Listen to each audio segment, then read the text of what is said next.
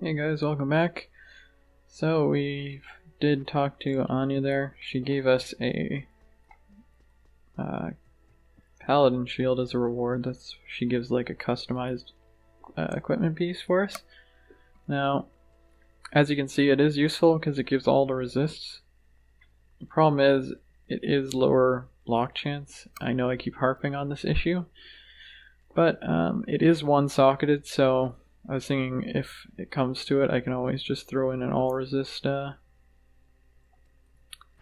diamond inside or something to that effect if I'm really struggling for resist, but as it stands right now, I'm not. If I was to switch out shields, it might be for if I could find a 4-socket shield to make Spirit. That would be really useful, because Spirit gives +2 to all skills. So we gotta be worried out here for Hindleskin and his band of douchebags. They like to charge. And we get ambushed from behind here. So I'm gonna try and get behind them. Hindleskin's gonna explode here. There he goes. Oh, drop some interesting items there.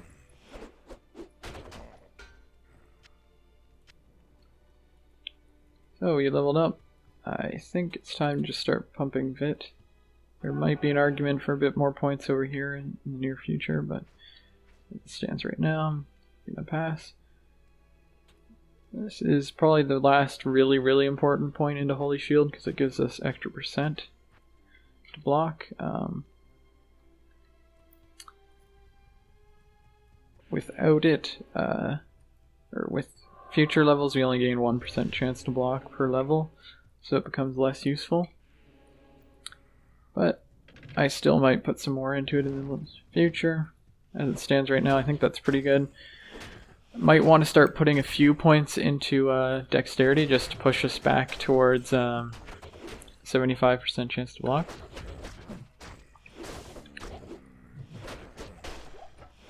So there could be an argument for maybe doing like a 1, 2, 2 or something each level from here on in, but I don't know. We'll have to see. I might do a block calculator later and just figure out what 75% block at 30 is or something and react accordingly. Strength is going to be kind of indecisive just because I don't really know what equipment I'll need to equip until I get it, so that's always a downside for self-found since you don't really know what equipment you're going to want in advance.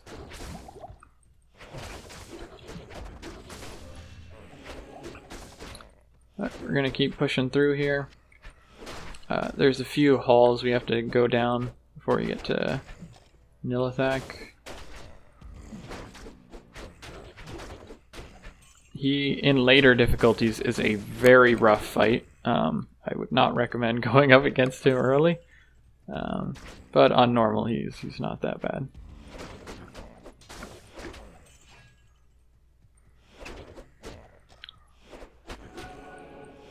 Just need to keep killing all these undead. So yeah, as far as equipment's concerned, I think we're in a really good spot. We could benefit from getting a stronger weapon, but I mean, that's always going to be true. So, not gonna sweat that quite yet. Pretty much just need to look for socketed items, or hope I run into something good. We do have a scepter here, so maybe this could be useful. Needs to be level 30, so I'm not gonna look at it right now. Our Merc could benefit from runes or gems in his equipment. That's something I haven't really taken the time to do yet. But I definitely could. At the very least, I think I could throw a Malice in there.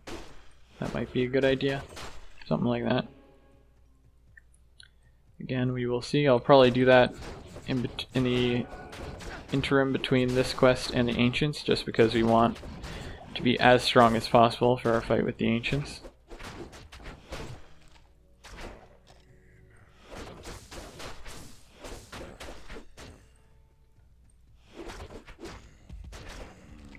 The reward for this quest, as far as I'm aware, is it's mostly the personalize option, which allows you to essentially put your name on an item.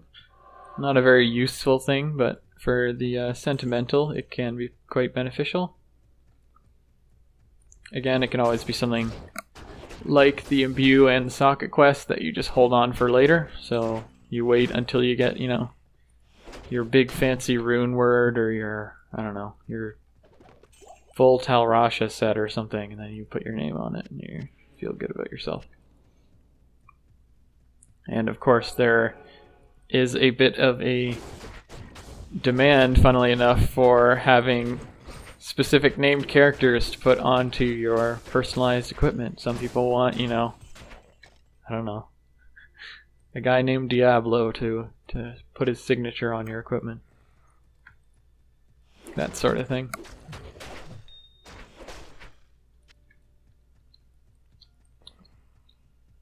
I personally don't care that much, especially for this self-found character, but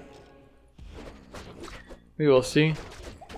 We have had some gear stick with us for quite a while, so there's definitely a bit of personality in our equipment, but even so, we are not going to sweat the details here.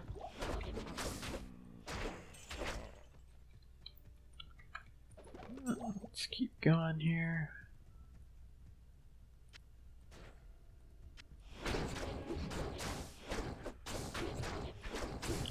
So, like I said, Act 5 can be a pretty relaxed act if you have your equipment all put together. It can kind of just be a gear check coast process, just because, like, pretty much by the end of Act 4 we actually ended up with pretty decent equipment, so we haven't really had many issues. I don't think there's as many problem mobs in normal Act 5, at least. There's no like, oh, you really want to look out for this mob, this is the mob that kills you. Like Act 3 had a few of them. Act 2 has like the beetles, for example.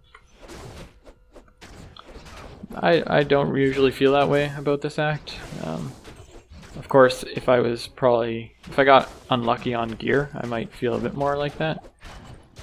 But it's usually pretty even on what the mobs are. Like these charge guys and the double swinging minotaurs, they can hurt for sure. Like they can do damage, but since our defense isn't complete dog shit and our block is pretty high, we have holy shield, all that good stuff, I haven't felt that threatened. I'm trying to look here. Yeah. So we are just looking for the way down here. There we go. These areas can be pretty big.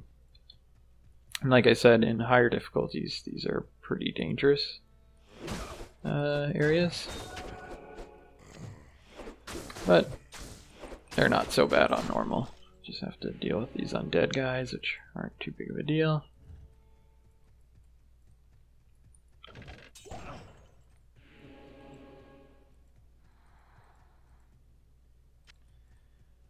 I'm not sure if there's actually a pattern for how to find the way down.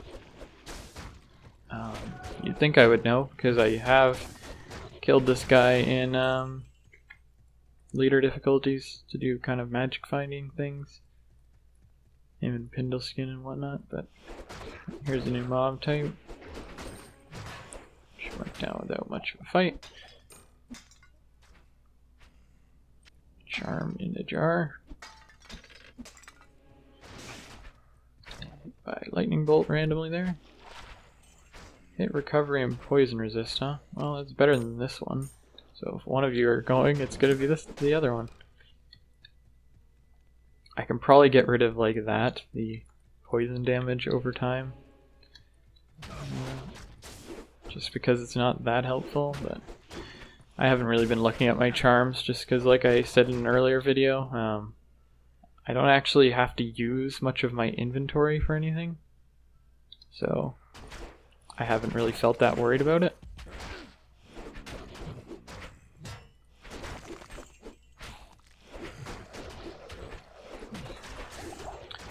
Just because I'm not hoarding equipment or anything, or hoarding, well, yeah, hoarding equipment to sell or whatnot.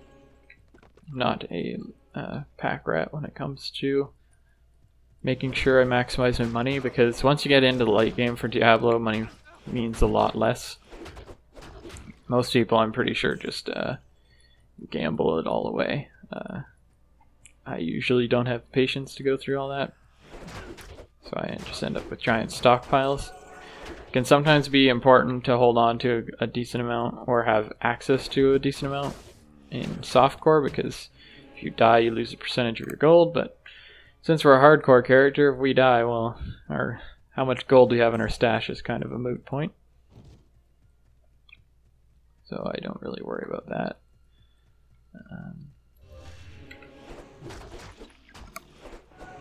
But that's always been a sort of complaint about Diablo 2, is that the currency system is always kind of strange, because like gold has very little value to other players, yet there are definitely items that have value, so it makes this sort of strange barter type economy. Luckily with Lord of Destruction, runes kind of became like a way to mark how much value items have, using the high runes and whatnot as a sort of indication. But even then, it's very hand-wavy.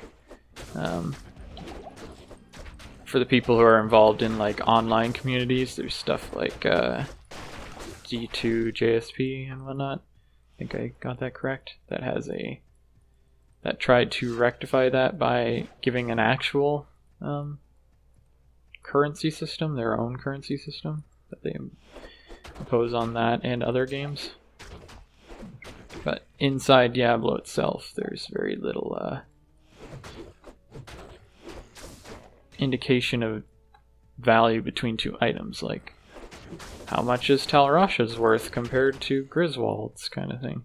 Which maybe that was intentional. It was to kind of like say, hey, the only items that are important to you are the items you can use, which I believe I remember that was one of the reasons why the stashes were so small in D2, is people didn't expect or want people to just be hoarding gear that didn't really relate to them. But I mean, obviously that did end up happening because players play other classes and other characters. So that was a thing. And as anyone who has played this game for a long time can tell you, having mule characters is sometimes necessary if you're a magic finder, but also very annoying because it's just tedious. Again, that's something that Diablo 3 kind of tried to solve by having shared stash and a lot larger of one, and also the way they removed some of the Tetris aspects of the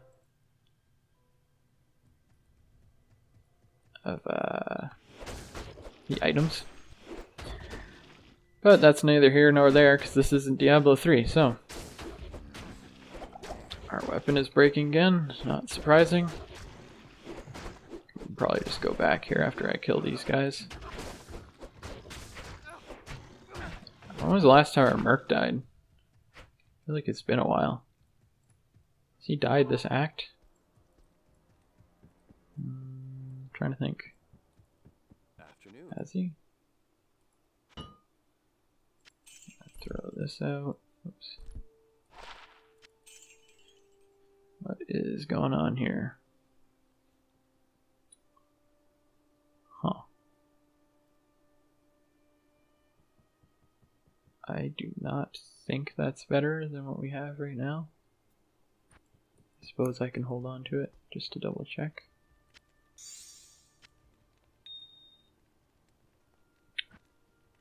I tried to organize the stash a bit more, as you can hopefully tell, although maybe not.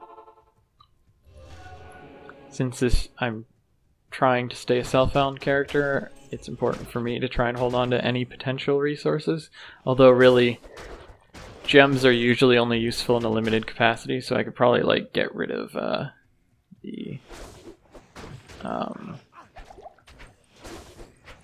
like chipped and flawed and whatnot, or even some certain types really. You learn that should spawn some champion mobs or something. There you go.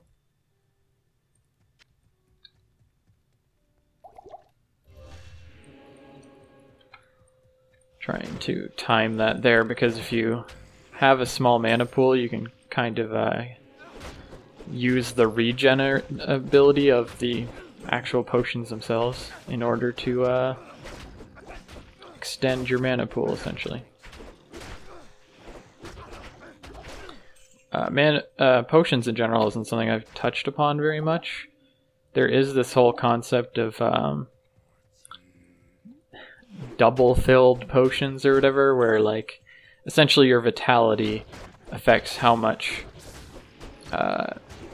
there's a chance that you get twice as much or twice as fast of the potion effect at once. It's not really something I've talked about because that's kind of like a nuanced thing. There's a similar strategy with mana potions that relates to energy.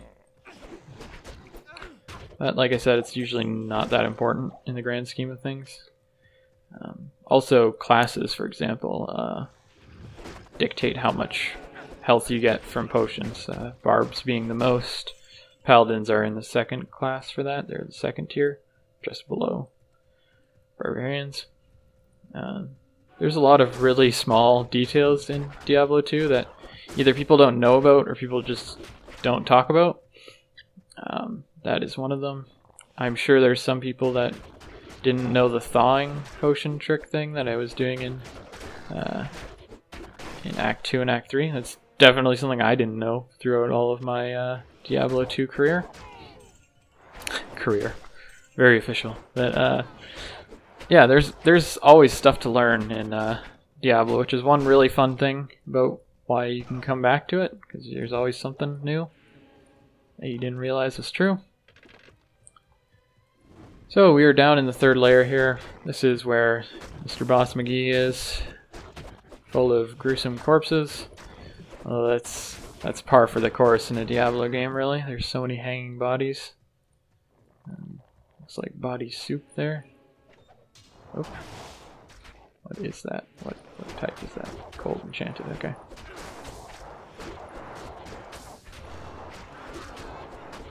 Shield up here. So yeah, those evil urns are what are spawning the monsters. So we're causing it on ourselves. But I don't really care that much.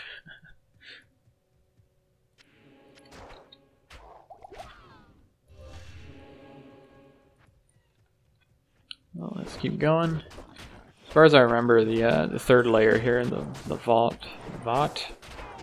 area is essentially just central area, and then it branches out in directions like this. It is relatively constructed. One of them will have the guy we're looking for. I believe he acts like a overseer in that he can set the guys to explode. I believe that's his function. He has a bunch of these ice spawn guys, the foot soldier kind of guys.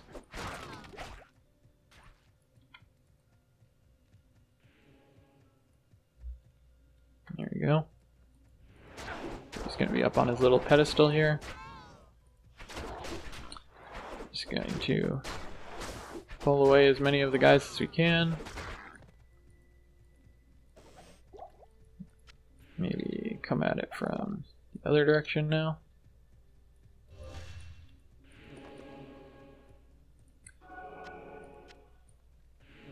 He's just going to be up there.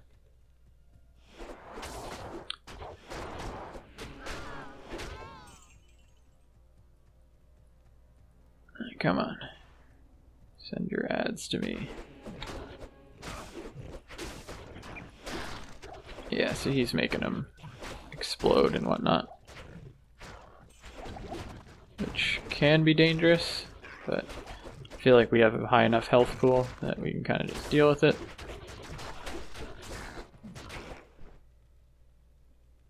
So that wasn't too bad.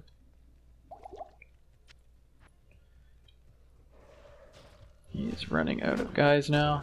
He is casting Corpse Explosion, or at least that's what it sounded like.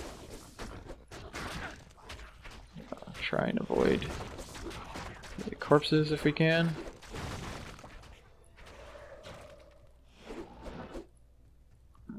It's going to be annoying about it. Just make sure we are topped off here so that a surprise Corpse Explosion doesn't screw us over. He's going to keep teleporting probably 2 corpses. But as far as I remember, he himself isn't actually that dangerous. So he kind of functions like a pseudo-necromancer in that regard.